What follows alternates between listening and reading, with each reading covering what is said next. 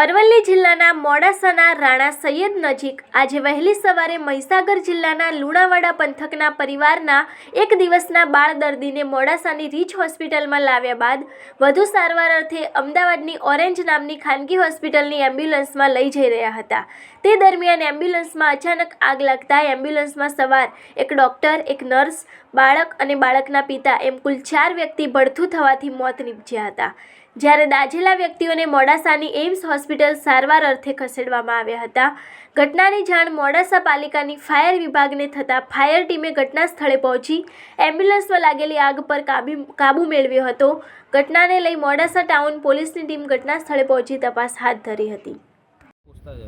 બોલો, આજ આ ઘટના ઘટીને રાત્રિના 1:40 કલાકે 101 નંબર પર કોલ આવેલો હતો કે એક એમ્બ્યુલન્સમાં આગ લાગેલી છે રાણા સૈયદ પાસે।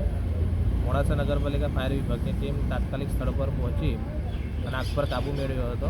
આગમાં કાબૂ મેળવ્યા બાદ અંદર ખબર પડી હતી કે અંદર ટોટલ 3 વ્યક્તિના ડેથ થયેલા છે। એક ભાઈ, એક બહેન અને એક બાળકનો સમાવેશ હતો અને એમ્બ્યુલન્સ જે હતી એ ઓરેન્જ હોસ્પિટલ અમદાવાદ ખાતેની હતી।